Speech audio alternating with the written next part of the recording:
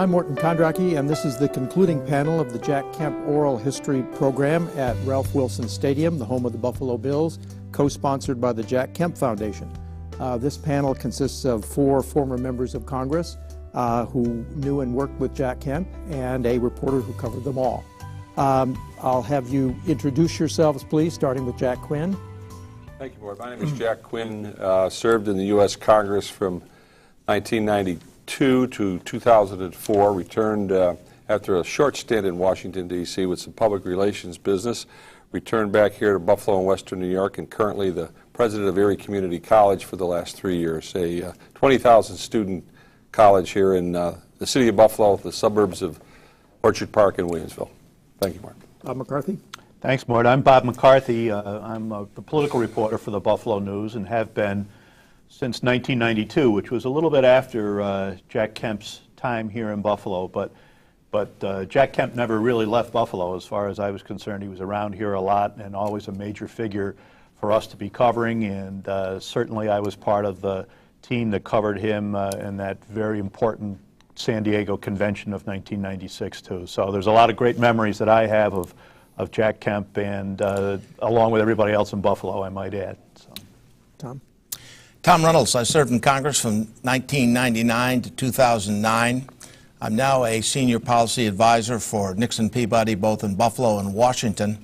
And I came up through the ranks of government while Jack Kemp was in Congress, from the town to county to state government, before succeeding him in Congress, Bill Paxon.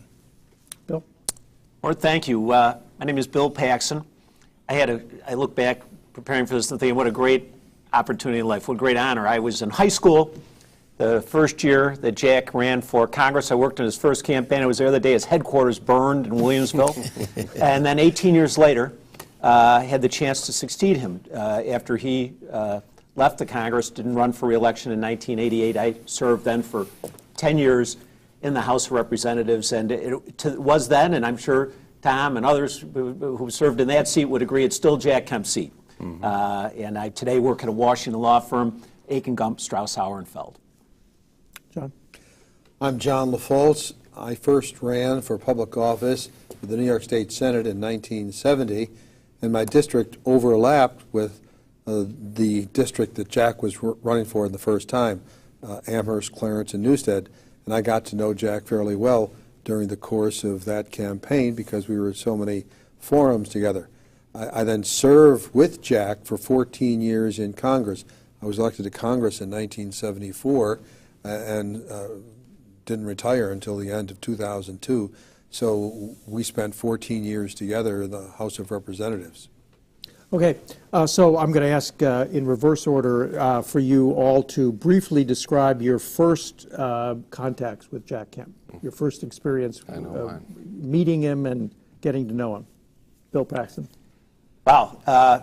Growing up in Western New York politics, more as many of us did, you know, it was all very politically transactional. It was all, to be quite candid, about jobs and offices and working your way up, seeing where you could go. And back in the early 70s, you know, the Republican Party was on the skids. Watergate hit, Nixon lost. We were just down and out as a party. The party here in the state really didn't stand for anything. And all at once, here you are. You're a young person wanting to get involved, wanting to run for office as a Republican in the early 70s. And here's Jack Kemp. He's talking about the world. He's talking about freeing refuseniks. He's talking about American foreign policy. And he's talking about jobs, hope, growth, opportunity. A rising tide lifts all boats. I remember the first time. It was that campaign in 1970, and to this day, he still, to me, is the lodestar of the Republican Party. Everybody talks about Reagan, and I think he's the greatest president that's ever been. But Jack Kemp was the wind beneath Ronald Reagan's wings, and I will never forget that meeting and every meeting since that time with Jack Kemp. So when did you actually meet him? That campaign in 1970 in Williamsville, New York, at the campaign headquarters. We all went over there to volunteer. Everybody in the world wanted to work on the Republican side on Jack Kemp's campaign. Everybody, it was exciting. You know, we had a lot of great office holders in this county. They weren't exactly dynamic. Here's Jack Kemp coming off the football field, a star, walking in the place, his enthusiasm, the previous panels were talking about his passion, his jubilance.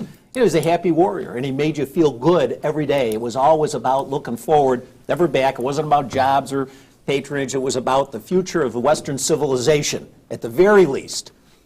John?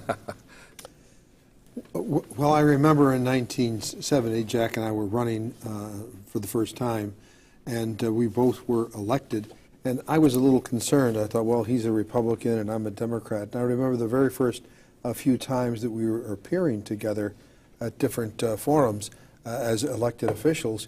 And Jack was unbelievably generous in including me in his remarks, in including me in the efforts that he was undertaking. His was the politics of inclusion rather than exclusion. Whatever glory he had, he wanted to share that glory and bring you in as part of it.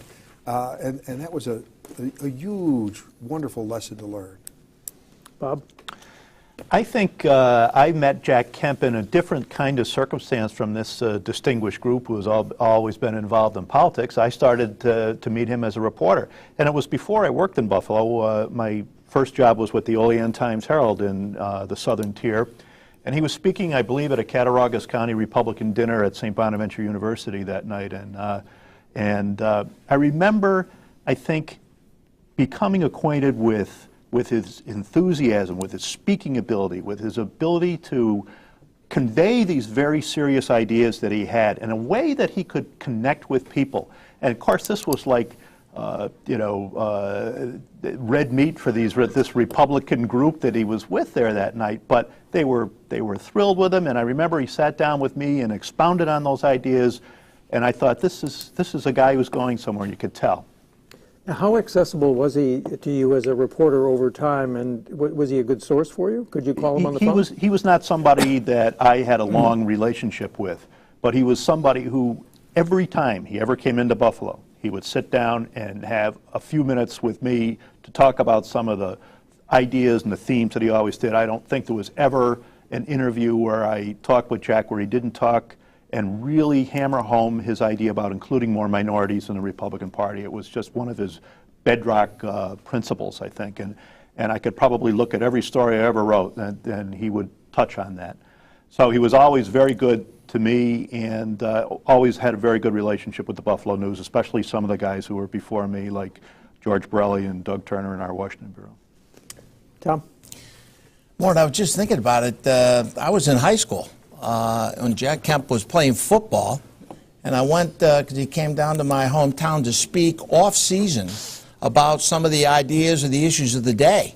And Eddie Rakowski and some of his teammates, right, remember he used to drive them crazy on the bus while they were traveling. Well, his extra energy, he would go out into the community and start talking about issues and candidates in the off-season. And so he was in my hometown, and I wanted to hear him as the quarterback of the Buffalo Bills and get his autograph. And when you think about accessible, he was great with kids. He was great with people back when he was in the glory of the Buffalo Bills as the star quarterback. Mm-hmm. And as time went on, what was your ongoing connection with him? Well, I was a Republican, and he was, much like Bill said, kind of the guy that we were all just gravitating to. I mean, he was bigger than life in public office as he started running in 1970. So if you think about some of us as young disciples of Jack Kemp, we patterned just the desire to be in public service based on his energy of public service. Jack? Thanks, Mort. I'm just thinking now, too, the first time I met Jack Kemp was not in a political situation. I started my career as a teacher here in the Orchard Park Central School District, and each year at the middle school we had a trip to Washington, D.C., where we took 300 eighth graders, almost the entire class, to Washington. And because I lived in Hamburg, where Jack and his family lived, the principal thought it would be a good idea if I tried to get Jack Kemp to speak to our students. You got to remember it was the President's Day weekend, and the Congress was adjourned, I now know. And Jack Kemp had a lot of better things to do on his weekend off than to meet with 300 eighth graders. But they told me to remind Jack that all those eighth graders had parents who voted. And he always did well in Orchard Park back in those days. And then flash forward, if I may, fellas, just to take a couple minutes. In 1981, I decided, with the encouragement of a fellow named Paxon and Reynolds and others, to run for the Hamburg Town Council, Jack's adopted hometown of Hamburg, New York. And so I decided to make the run while I was still teaching. And these fellas told me, well, you can't run in Hamburg unless you get the blessing of Jack Kemp. So we made the calls and we said, listen, we're going to run for council. Can you support me? Can you endorse me? And the letter came first, and I still, actually, I don't have it. My mother has it. But it was a 2-paragraph letter from Jack Kemp to me that basically said in the first paragraph, I know this guy, Quinn, and in the second paragraph, he seems okay to me. But we copied it and gave it to anybody who answered the front door that this was a ringing endorsement of Jack Quinn's candidacy, mind you, for the Hamburg Town Council. And then, of course, he was in Buffalo, and someone talked him into doing an event for me. It was at the airport at the Flying Tigers restaurant because he was touching down, talking to Bob probably, and 25 other people. But here's the important part to us. My mom and dad were there, all my brothers. I have 4 brothers. Big family event. Jack Kemp flies into Buffalo with a million different important things to do. And here's a guy that's 30 years old at the time running for Hamburg Town Council, a part-time job in a town of 55,000 people. He stayed the entire afternoon. He posed for the pictures. Started a lifelong relationship with my parents and me and our family, as we talked about, education as a beginning issue. But then, of course, from there I went to Congress and became really close with him and a real advisor in the sense of a parent, because when I made some wrong votes, maybe we'll talk about this then, and I made a few according to Jim Kemp in this district I had, but I heard from him, unsolicited. I heard from him to find out what the heck. Well, let me follow up on that. Tell us about your wrong votes and what did Jack say? Well, it usually started with the call would come to the office and the rest of the staff would say, "Oh my God, it's Jack Kemp calling for Jack Quinn," and we usually started like, "What the heck are you doing now?" I read about this vote on the crime bill or the tax bill or what have you.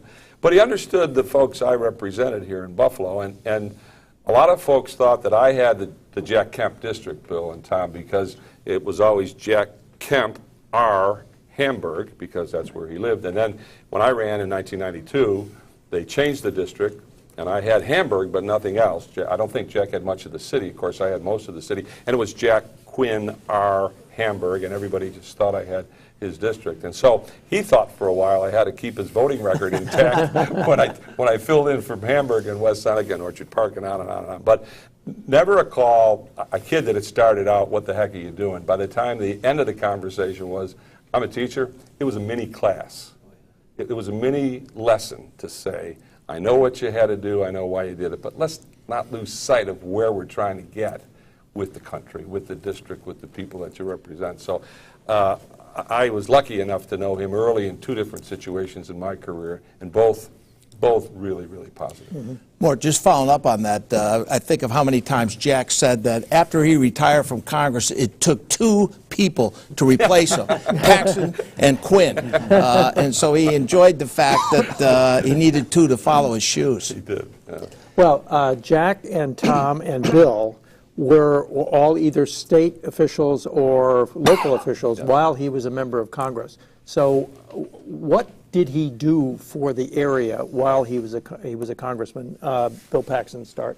You know, what in my opinion, it's always said a prophet's never revered or known in his home kingdom. Sometimes I always had the feeling that folks in Western New York, didn't always appreciate Jack, because Jack would educate you. He'd get up, when he gave a speech, they was to say, "What's an hour?" Well, that's Jack's peroration, And he would get up, but he was so passionate. And I would say this, that Jack wasn't a guy, he did bring projects home. He worked with John LaFalce on the rapid transit line. There were other projects. But that wasn't what he really was about.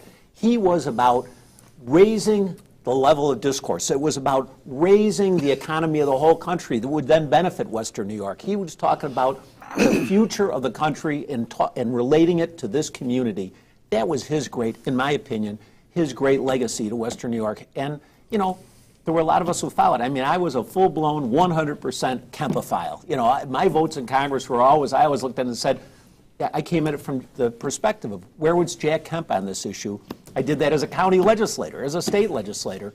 And I think there were a whole generation of us who came after Jack Quinn, Tom Reynolds, myself, a lot of the other Republicans in this county, and a few of the Democrats who got a hold of that philosophy, inculcated it into where we were. And I think really in a lot of ways that was his greatest legacy here in the community. Let me just follow up on Bill's remarks. First of all, Jack and I usually voted differently. I'm the only Democrat on this panel. Bob's an independent, I think. But I still had tremendous admiration for Jack. Bill mentioned the rapid transit system as a local project, and that brings to mind this recollection. I was home on a Friday night, and my wife said after the phone rang, "It's Jack Kemp. He says he has to talk with you." And so I went to the phone. He says, John, he says, we're having a press conference tomorrow announcing this big grant for the rapid transit system. And he says, the Secretary of Transportation's coming in, Bill Coleman, you have got to be there. I said, Jack, I've got 1,000,001 plans. I says, I don't know if I can. He says, John, he says, you have got to cancel your other plans. You have got to be there. There were a number of reasons for that. Number one, Jack was brought up to be a sharer. Jack was brought up to be a team player, and he wanted to exhibit to the world the fact that we were a team of congressmen in Western New York. Even though it was a Republican administration, he was the Republican member of Congress and was primarily responsible. He wanted to share the credit, and he wanted to have the team take the credit for it. And that was a big impression on me. Even a little more than that, in the team spirit, and the delegation did work very closely together, you and Hank and Jack. Remember, all of us served in the majority that sit at this table. Jack Kemp, 18 years in Congress, never saw the majority. And yet, he only had a small stretch when he had a Democratic president. And to my recollection, every single president, he was a confidant to the president and to that administration. And when you look at what he was able to do to put a number of things for this community in that budget, and some of you will remember the heyday of UDAGs. This guy knew how to put together UDAGs and other types of pieces. What were UDAGs? Urban Development Action Grants. Right. And so when you look at the piece, one, minority member, two, worked very well with the delegation, both of the Western New York federal delegation, but also the state. And his interaction with the administration brought added bonus when many people relied on Kemp to have that dialogue with the administration. Let me augment what Tom just said. You know, Ronald Reagan was elected in 1980. I think Jack came that close to being Ronald Reagan's running mate. Now, I can't document that, but based upon information, I believe. But then Jack was in Congress, and Jack was viewed as Reagan's guy in Congress, which gave Jack extra added clout with both Republicans and Democrats. And I remember talking with Jack once because he had such tremendous clout that he says, John, he says, sometimes he says, I think I'm running this administration. You know? And the fact of the matter is, to a certain extent, he was. Mort, let me just answer your larger question. And Bill started the response that, you know, Jack Kemp had an opinion on the big issues of the day, UDAGs, both parties, Reagan's guy, and yet as a local elected official in the town of Hamburg for 10 years, and he was our congressman at the time, he never, ever forgot, Bob, to your point, where he came from. He always came back to Hamburg in Western New York. I had an issue as a town supervisor early in my career there, in 1993, I think it was. We had a terrible storm on the Hoover Beach side of the Lake Erie where houses were washed away, water up to about your waist, and we needed some help from FEMA. And it was Jack Kemp who called me to say, do you need help with FEMA? Come on down here, we're going to help you out. It was a problem with all these other issues, Bill and Bob, that he was dealing with at the time, and high-profile issues. We had 19 people flooded out in the town of Hamburg. And 3 days later, I found myself in Washington, and it was Jack, John, who organized Henry Noack to be in his office that day when I got there. And when we were finished, I filled out the paperwork, and imagine this. We got FEMA help in the town of Hamburg for 19 people for the properties. And I'm convinced it was a guy like Jack Kemp who while he's talking about the issues of the day and concerned about our country, also remembered that it was the, 600,000 or 700,000 people in Hamburg and Buffalo and Western New York who put him there, who gave him the opportunity to have opinions about the issues of the day in the country. And he never forgot that. Never. Just one quick one, you talk about a project. I remember in '86 he was running for re-election, very tough race. I had the honor of being his campaign chair, and we wanted to get him around to a lot of towns and do things. In my hometown of Akron, New York, they needed a sewer treatment plant. So we mentioned it to him. Pretty soon they got the money coming, and we're going to have the dedication for the sewer just a couple weeks before the election. And Jack went out, and they set up a big podium. Everybody in town was there, the plant, and a big cloth like this hanging over the sign. And we're up on the podium. It was the biggest turnout in Akron in probably 50 years for all these people waiting in here.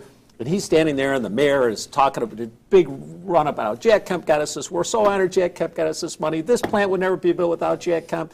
And we're going to just honor him. And he goes, and he says, if he pulls that cord that says the Jack Kemp sewer plant, you're dead to me. But the thing was, it wasn't just getting the plant. He used that as an opportunity to talk. I remember this, that day, a good talk and enthusiastic about infrastructure, building a community, creating jobs, and then took it to, but we have to grow the national economy, and it went right off to the core issues. He never strayed, and we're all politicians or observers of politics. There are very few politicians that during 18 years or 8 years or 8 months can be that disciplined to keep coming back to the core message, which was all about rising opportunity for the country and everybody in it. So, Bill, he was not a small government conservative, an austerity conservative. Oh, no. There was two. It was not. It was a tremendous cause of friction in the Congress.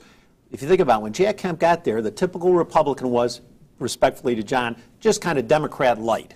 Not spend quite as much, not cut quite as much. We really didn't have, in my opinion, much of a raison d'etre that we'd lost it. And Jack, it comes into this mix, and there was a lot of rough feathers there, because he would say to the Republicans, I'm not going to be a root canal Republican. He was the happy warrior. We're going to find ways to lift this party and move it ahead. And I'll tell you what, you think about it. He took that party in the Congress and brought it 180 degrees to where they not only embraced, but were enthusiastic cheerleaders for this quarterback, taking that tax cut, economic growth, pro-growth, hope, growth, and opportunity mantra. He changed the party in the Congress. He then changed a presidential candidate, Ronald Reagan, who really didn't embrace those issues. That changed the direction of the country, and as said on the earlier panel by Eddie, it went worldwide. I mean, that's what this man did. So it was against the grain of the party, and he brought it along. But he was not, for example, on balanced budget amendment, no. He was opposed to, one time I got a call like Quinn, I signed on to it. What are you doing? That's root canal stuff. Don't worry about that. Just grow the economy. He also was on the Appropriations Committee, and I remember when it was a big day to him that he became on the Defense Subcommittee, of which he wanted to spend ample time as a major subcommittee of the Congress. So when you look at what Bill shared about the platform that he would always carry both in the halls of Congress and here, he also was an appropriator that knew how to use the tools of the government and the budget to deal with both national policy and back home. So Tom, so what lessons does the Jack Kemp example have for the current Republican Party? Well, I think we saw in the reestablishment of the Republican majority this year some of the fundamentals that Jack talked about with a number of other young backbench congressmen that became the leaders of the House and the leaders of the country. And they, many times, as we look at new names, Paul Ryan was a protege of Jack Kemp's. He was a writer, and with him, with Empower America.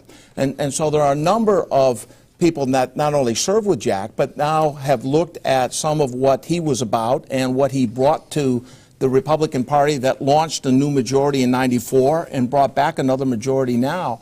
And I think Kemp earns much of that credit, as do others that were the pioneers of conservative and showing both Buffalo, Western New York, and America you could be a conservative Republican, which Paxon and I, as disciples of the Kemp conservatism, believe to this day.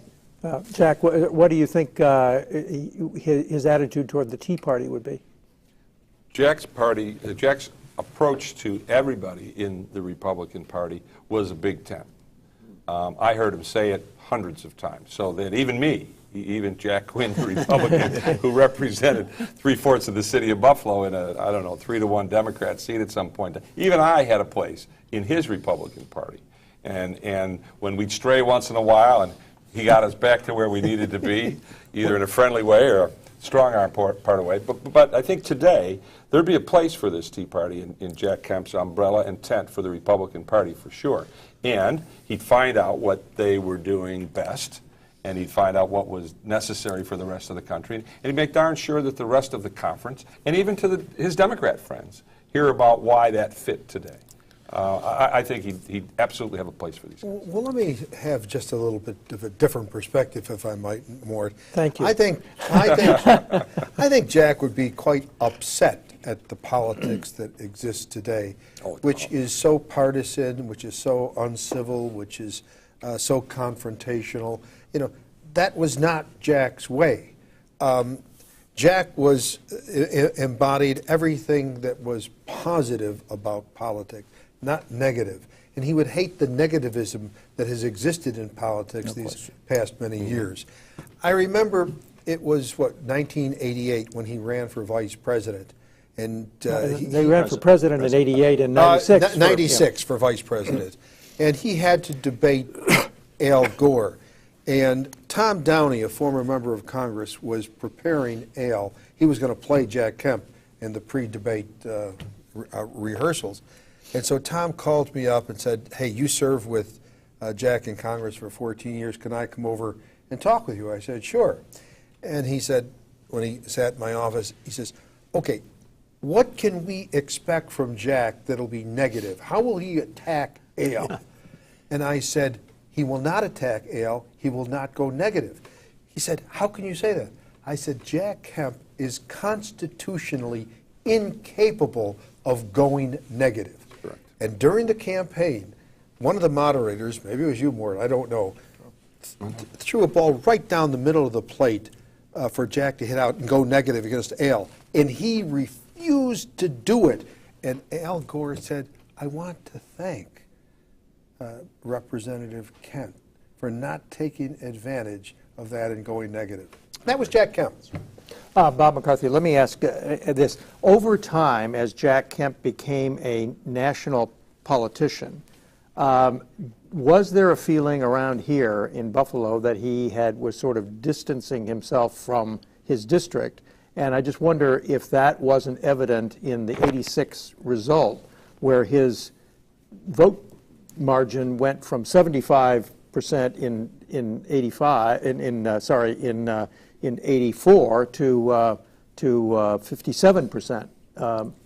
Yeah, I think sure there was, and I can even remember writing a story with Congressman Reynolds when he was chairman of the party, and I forget exactly what it was, but there was something about we wish that Jack Kemp would remember the friends and family plan back home. It was about... I'll explain that. That's not quite that way.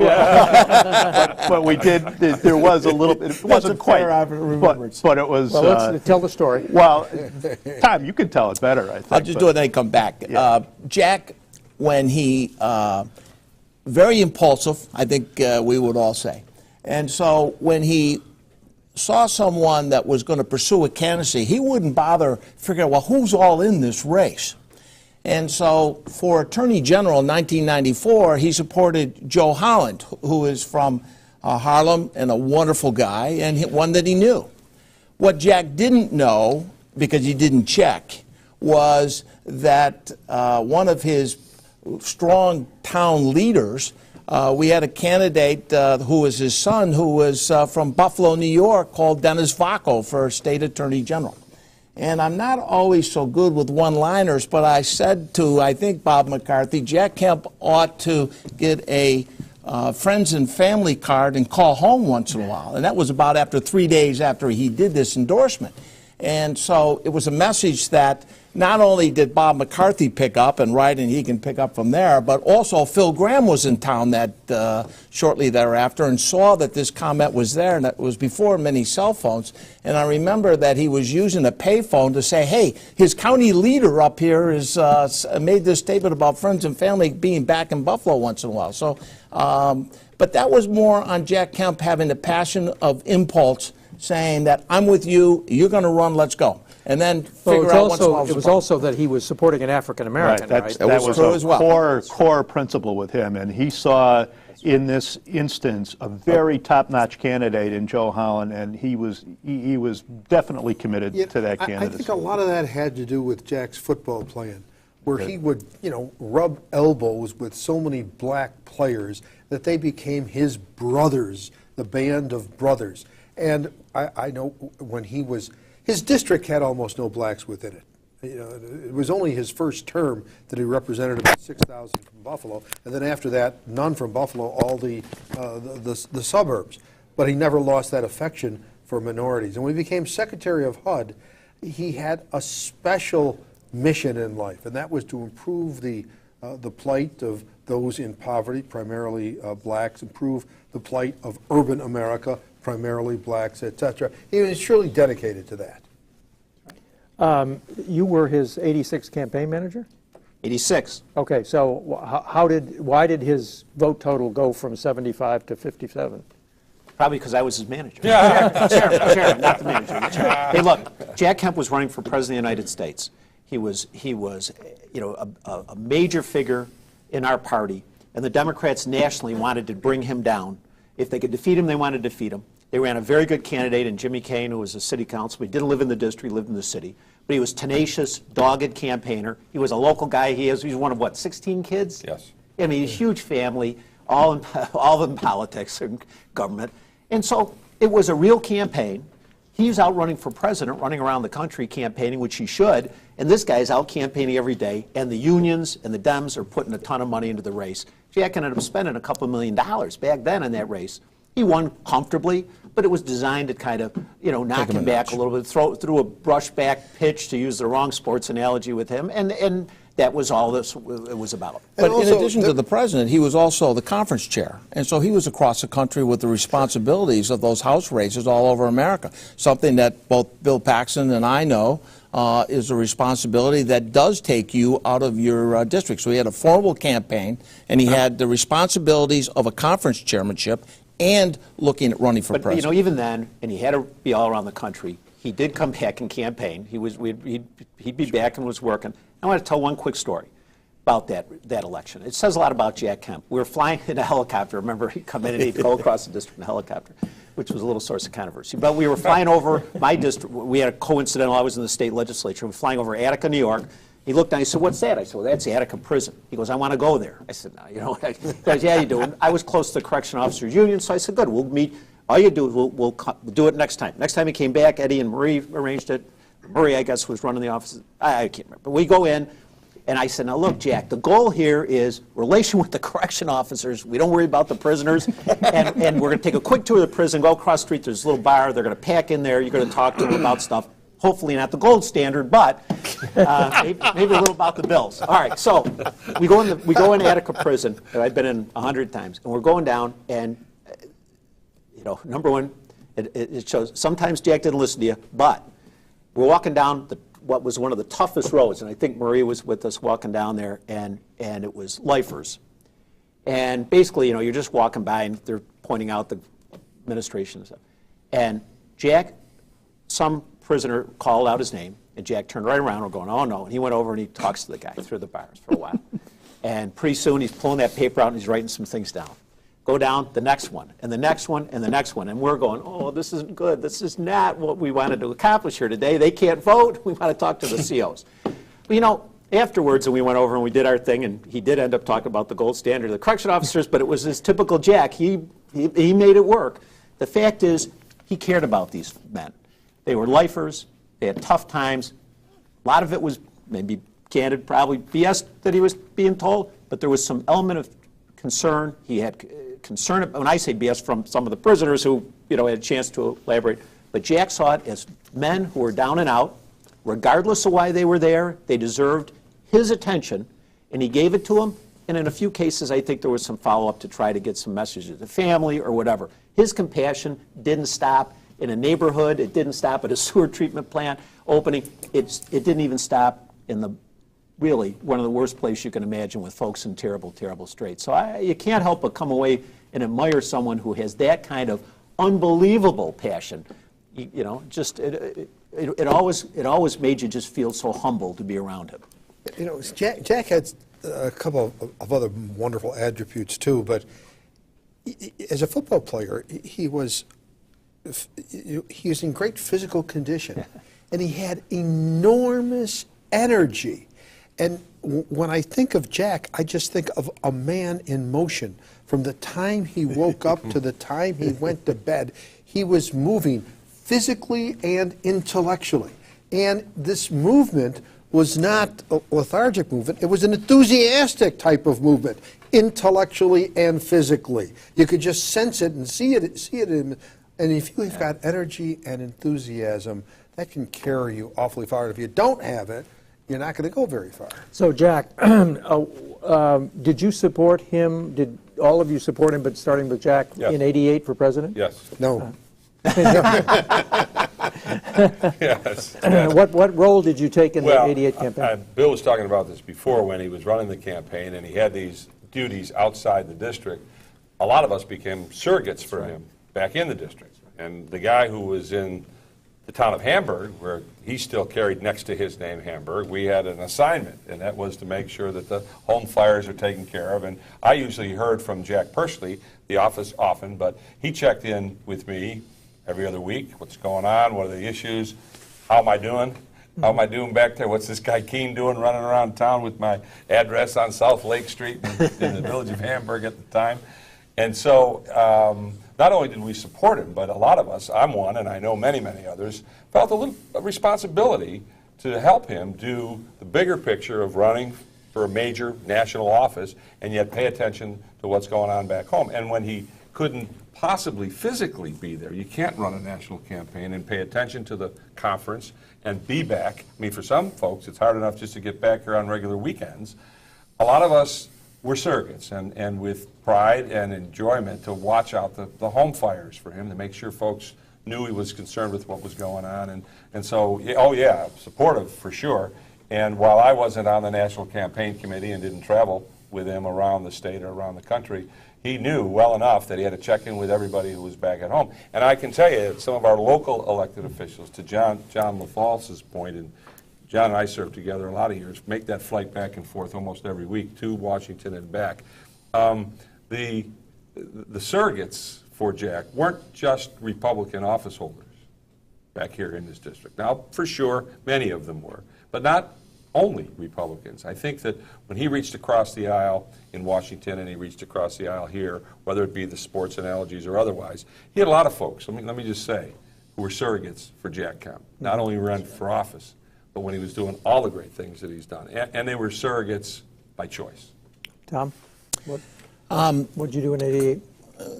Bill actually led a lot of the effort for recruiting delegates in New York, and we did some of that work. And I spent a few cold weekends in New Hampshire in the early stages of this campaign, as many Western New Yorkers did, to drive across our state into New Hampshire to make a presence. And but as Jack said, all of us also pitched in just a little bit in our own little way back home, and pretty much anything that people asked for help, many of us would just add that little bit of help as he was getting underway.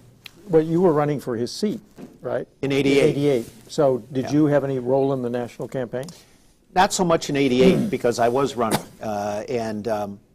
he, you know, and let me just say this. Did he endorse you? No, well, it's an interesting story. As I was thinking of this, I reflected back in 1985 and '86. I made it clear I was something I really wanted to run if he was going to run, and he did a couple of wonderful things for me that were so important. He told me in '86.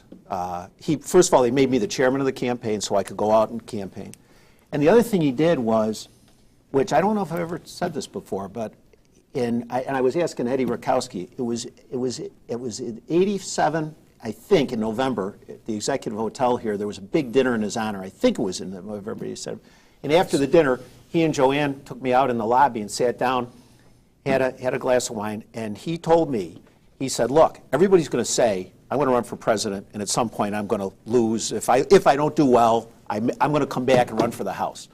And he said, I don't think that's what's going to happen. Joanne said it is not going to happen. He is not going to come back and run. This is the last election, and we want you to be the candidate. And Joanne is the one who tells you. But he then, and Jack said, well, no, you've always been you've been true to the cause. We want you to do this, and I want you to know that I'm not going to come back. And he didn't need to do that, number one. Number two, I would never ask him to endorse. He's running for president. There's people on all sides. But that leg up they gave me was invaluable. And I have to tell you what, it's more than just about a public office. If I hadn't have been elected to Congress, I never would have met Susan Molinari, who was a congresswoman. I never would have gotten married to her, and we wouldn't have our two beautiful daughters. I can thank Jack Kemp for my family, and believe me, I do every day. Mm-hmm. Bill, why do you think he didn't do better, since he was the sort of intellectual soul of Reaganomics and so on, than he did in 1988? I mean, the campaign didn't get anywhere. It didn't get anywhere, but part of the problem was 1980. Look, if Ronald Reagan had made Jack Kemp, and the history books are clear, it was a very close call in the back rooms in Detroit whether it was going to be Bush or Kemp, the vice president. I think then obviously would have had the chance to be Just president. let me stop you there. Do you know anything from Jack about Reagan's decision in 80? No. Oh, okay. No, nothing more than I've read. And, Jack was one of those guys who didn't go back and relive it. It was okay. Right. That didn't work out. Let me just say, Jack told me, he says, John, he says, I came that close to being Ronald Reagan's running mate. And he thinks that Reagan, who was opposed by Bush for the nomination, wanted to unify the party and went for Bush, not because he liked Bush more than Jack or respected Bush more than Jack, but because he thought this would be the best way to unify the party. And John, also, look, let's be honest. There were a lot of the national leaders of our party, just like some folks in the community, who didn't like Jack's republicanism. They weren't the hope, growth, and opportunity. They were the root canal wing. They didn't like the fact that Jack had really pushed these ideas in the Congress and had pushed them on Reagan, and I think that was part of it. But the other part was, look, in 1988, George Bush had been vice president for 8 years. He had a chance to do a lot of favors and help a lot of people and build a national support network that was unbelievably strong and wide and deep. It's nothing against Jack. Jack Kemp was the underpiece. And look, to his credit, George Bush President Bush gave Jack an opportunity at HUD to do some pretty incredible things there. So, I think that it broke our hearts, because we all who know him really believe he would have taken that Reagan administration, the success, and taken it to a new level, but it wasn't to happen. Jack should be praised for how well he did in 1988. It's not that he lost the race for the presidency. It was the natural order of things for the vice president to succeed the president. Who ever heard of a member of the House of Representatives defeating an incumbent vice president for the presidency of the United States? I don't know if it's ever happened. Mort, if you've asked that question, and I think we have to go back and really look at what 88 was. The vice president then, George Bush, was a loyal vice president to the Reagan two-term government. And with that loyalty, he had all of the infrastructure of the Ronald Reagan finance, campaign structure, everything. In addition, Bob Dole, then the Senate leader, was also moving into the campaign and ran a very aggressive campaign, from being a former RNC chair, from being a senator, and from being a war hero that the country knew. Then add also Jack Kemp and others that were trying to launch this. But what I think is amazing, and Bill and I and Jack have all experienced this, and to this day, if somebody says, well, where did you represent in Congress? I held Jack Kemp's seat. When he spoke across the country, many people in Western New York heard his speech on the gold standard and capital gains and dividends and could repeat it. Paxon and Reynolds did. But when you look across the country where they heard that young congressman, who at one time was a quarterback of the Buffalo Bills, come in and speak in Montana or California or Texas or Illinois, he left such an impression that when Paxon and I were traveling the country and said that where we came from, they knew Kemp from what they had experienced with the excitement of what his message was, granted a little long, but they heard an exciting congressman talk about the future with optimism. Okay. Let me ask you, Tom, why do you think that he decided not to challenge Jacob Javits in 1980 and move from the House to the Senate? Because I think, first of all, I don't believe if you were to ask Paxon or Reynolds, maybe Quinn, if you would look based on your voting record in Congress and what you stood for as a conservative Republican, do you believe you should take that across 62 counties of New York? I know what Paxon would say because I've heard him say it, and I will tell you what I would say. And that is, I'm electable in my district. I am not electable in a Democratic blue state as blue as this is. And while in 1980 it was less, Jack had no burning desire to be in the Senate. He may have had some thoughts about running nationally, but not for the Senate when he looked at the reality of what his voting record was, what he stood for. I just never saw him have the energy to do it. It would have been a terrible decision for him to run. Number one, he was a leader of the United States House of Representatives. If he ran for the Senate and won, he would have been the most junior senator with much less of a voice. And the probability is that he wouldn't have won because the state of New York was so overwhelmingly Democratic then as it is now. You need a split within the ranks in order to win. Now, Al D'Amato turned out to be lucky because a split did develop, in fact. He also turned down the opportunity and the request of his party to run for governor, to stay in Congress and to continue moving up into leadership. So the Senate, while it was 1980, many times party leaders asked him, will you look at running for governor? And he had no interest in serving as the state's governor. He wanted to be a leader in the Congress. You know, Tom, thanks for not including me in with you and Paxon. My record might have been better to look at a statewide race. I'm not so sure. If you could have gotten through a primary. I could have gotten through a primary. I thought you should have run, Jack. Well, Jack, how did the Dole-Kemp team do in this area in 1996 with Kemp on the ticket? Did that help the Dole ticket? Oh, I mean, I'll just tell you, when I walked out on the football field at UB with him and Bob Dole that day, every campaign for me in the future was finished. I mean, finished in a good sense. It was over with. I don't know the numbers. I don't know, what it meant for the campaign here. The political experts probably, maybe Bob Bob McCarthy, may be able to tell you that. Bob, do you know? Clinton and Gore creamed them in Erie County. And it was very interesting because the whole thought that, while I was in San Diego, was, well, maybe this will energize Democratic New York State, and maybe Jack Kemp on the ticket, maybe this will really make New York in play. And as it turned out, it just didn't. And I guess it kind of proves that old adage that people don't vote for vice president. But it doesn't mean that they didn't try. I mean, they came in, and after they had been to UB that day, those two Protestant fellows went to Mass at St. Joseph's Cathedral. And, I sat behind them, Bob. Right. Absolutely. And they made sure they had their picture taken with Bishop Mansell in order to try to fire things up in Catholic Buffalo. So they tried. There's no question about that, but it just didn't work in the end. One thing I don't understand is this. Everybody describes this district and as blue-collar, union, Democratic, ethnic, and yet That's dead wrong. That's dead wrong. Oh, okay, yeah, it wasn't at all. Because you had 4 Republican congressmen from it, so I don't understand that. The definition was wrong. Okay. As I said, Jack only represented about 6,000 people from the city of Buffalo in his first race in 1970. In 1971, there was redistricting, and those 6,000 from Buffalo were taken out, and then that district was spread out.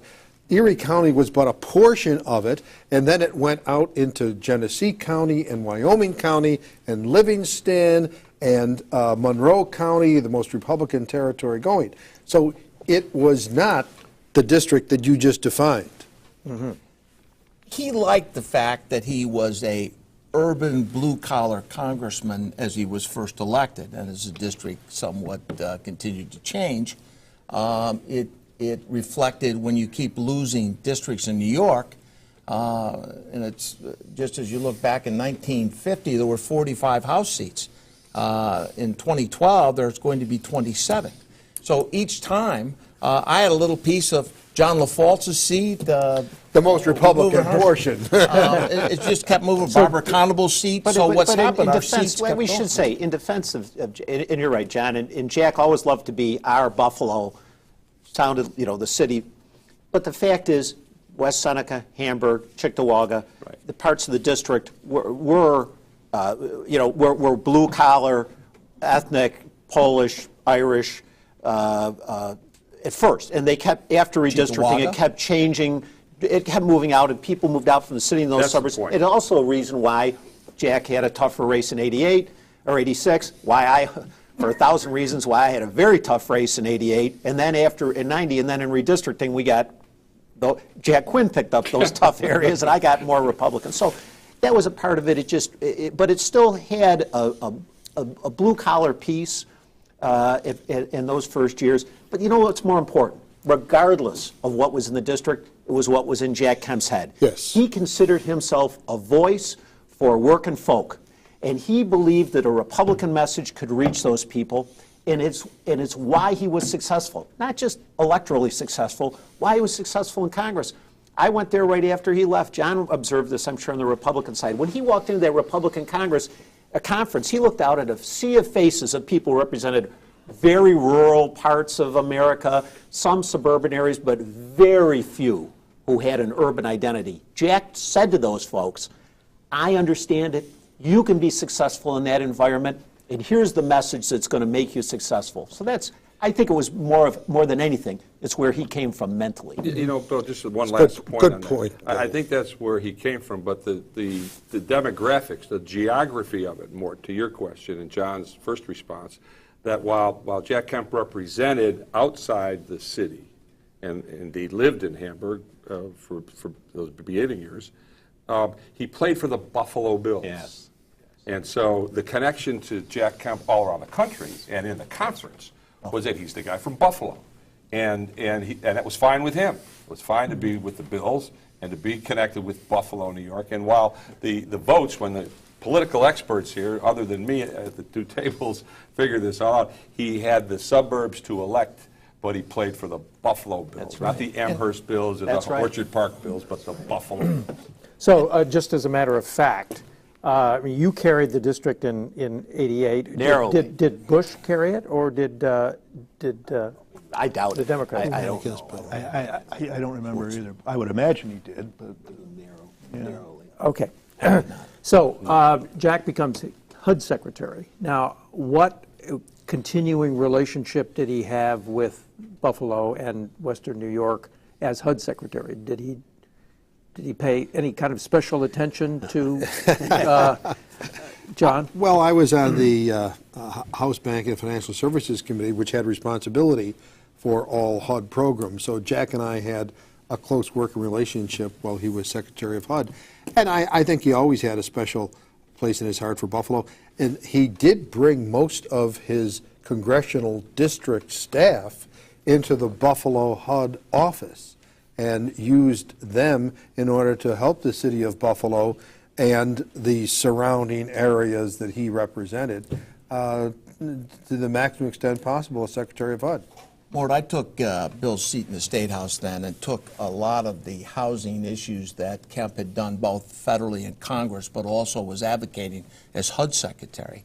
And as the ranking member of housing my freshman term, I was in New York, including New York City with him, a number of times where, as not only an advocate for housing, but also the opportunity of home ownership, he was working with a Democratic mayor and a Democratic administration of the city of New York for looking at both new public housing, but also the opportunity of privatizing housing, both in Buffalo, but particularly as well in New York. And so he was pretty active, New York, as a HUD secretary on some of the agenda of what he was putting out. Poverty was a big issue for Jack, too. And as I said, he had a special concern.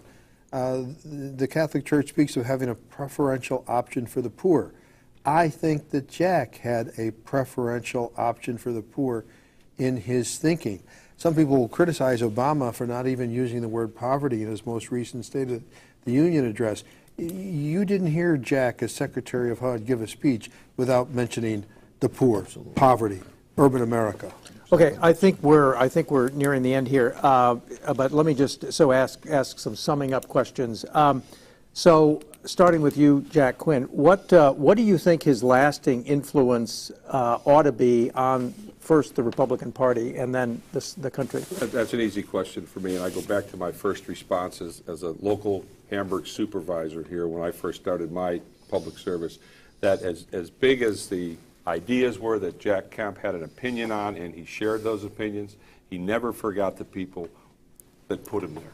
The local elected folks at the supermarket, at the church when he was in Buffalo, at the prison when he was in Akron. And that's a tough balance sometimes. I mean, fellas, how many times have we seen our colleagues, some of them, get elected to the U.S. Congress and all of a sudden losing contact with how they got there and their friends where they started and other things? Jack Kemp never lost the common touch, whether it's talking about the poor in Buffalo, New York State, or the country, whether it's talking about housing opportunities, opportunities for job, hope, all of those things. If there was a national audience, Mort, certainly.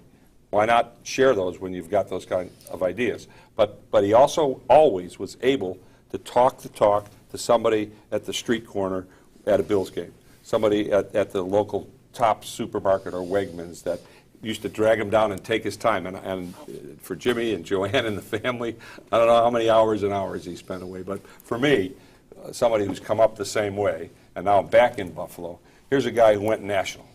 He went national and never forgot where he started from. And that's a lesson, I think, for anybody in public office, from dog catchers in Hamburg to the President of the United States. He taught the lesson by example. Tom?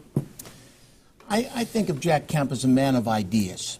And many times those ideas were connected with passion and long speeches. But ideas and passion. But also, I watched Jack as a parent of 4 kids, and he taught me something because I, like some of us, got elected at a very young age, and I had a young family. And what Jack taught me was you make time for those kids. And one of the last times I saw Jack before he got sick, he was going up to see a javelin tournament of his grandson up in the upper Midwest. So Kemp, not only with all this energy, all this hustle about telling the story of a happy warrior, those ideas and the passion to carry them out, he always made time to see his kids' events and to participate with that. And it was a foundation to teach me you can do both. You can have that energy, but make sure you got time for those kids and your family. And I think he lived it every single day. Let me just, I'll get to you, John, but let me ask Bill Paxon this. He described himself as a bleeding heart conservative, an Abraham Lincoln conservative who wanted African Americans in the party. Is there any future in the Republican Party for that kind of Republican? I certainly hope and pray there is. Unfortunately, there's really no one who's ever picked up that mantra. There's many of us who've tried, fell way, way, way short in the ability to articulate that message. Even to this day, as John or someone said, talk about Paul Ryan, there's a lot of John Boehner. We first met in campaigning for Jack in New Hampshire years ago. There's a lot of people who, if you sit down and talk about it, they understand it, they want to articulate it, but there's nobody like Jack Kemp to be able to do it. And Mort, I want to just say something. You ask about his legacy, and we can talk about all of these pieces and all the office holders who he enthused to get involved and be part of the process, from dog catcher to running for president. But you know, there's not a single member of Congress, I think this is probably true, maybe in the history of this country, who's ever had the long-lasting impact to Jack Kemp. He took an idea that was totally antithetical to where his party was, made them believers, took it to a president, made him a believer. It became the law of the land. And today, in this country, I don't care if you're on the Hamburg Town Council, the Erie County Legislature, wherever, the first question is tax cuts. Everybody starts from that, where for generations it was always, how high can we make that tax rate? Now it's, how do you get it down low? And that's true in state capitals, county seats, at the federal level, and it's true in other countries. And that's an incredible legacy for one single member of Congress to be successful in. Bob, what do you think his lasting legacy is? Well, I agree with Congressman Paxon that he was a tremendous politician. From my standpoint, from covering him, he was he was able to excite people when he talked with them. People came away saying, wasn't that great? And like few other politicians that I have ever seen, much of it because he talked about ideas, too. He was not negative. And So his constituents, or the people that he was talking to here, had a greater appreciation for him than much of our profession in Washington, which thought that he was a blowhard, frankly, sometimes. But I saw him when he spoke in front of groups, and maybe not even in his district, where people were hearing him for the first time, and they came away excited about what he had to say. Even if they didn't agree with everything that he said, they knew that he was making sense on some level. And so I think that all of these things that have been mentioned here will be his legacy, but from the political standpoint, from the party standpoint, which I covered so often, again, that inclusion, that message of inclusion, the need for the Republican Party to broaden its base, and if he were here today, I know that he would still be talking about it. Yep. John? Well, you know, first of all, I disagreed with Jack politically, but personally and professionally, I was a great admirer of him. If people said, what do you think of Jack Kemp? The first thing I'd say, a class act. I mean, everything about him was classy. He would not do or say anything that was negative about any human being. And I want to piggyback on some of the remarks of both Jack and Tom. With respect to Jack's remarks, I'm thinking of the writings of Rudyard Kipling when he said, you know, walk with kings, but yet retain the common touch. Jack walked with kings and yet retained the common touch. That's tough to do. He did it.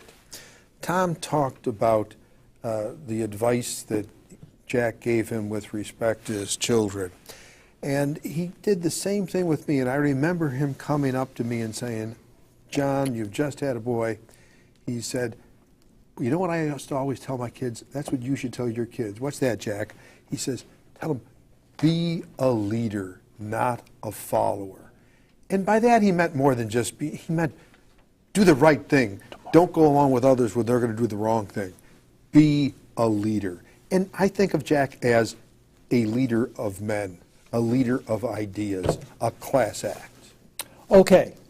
This has been wonderful. Thank you so much for your contributions. I think it's been a great day talking about Jack Kemp, learning a lot of new things about Jack Kemp. I didn't ask you about any driving stories that you might have, but we wouldn't ride with him. I'm frightened. I ran once. That's all right. One story. No, just once and only once, and I would never drive with him again. Okay. And we thank Ralph Wilson and Barron Hilton of the Hilton Foundation, which is a founding sponsor of the Kemp Legacy Project and Kemp Oral History. And we thank the Buffalo Bills organization on behalf of the Kemp Foundation for hosting us today, and especially to Ed Rutkowski, who organized all the people who were here. Thank you very much.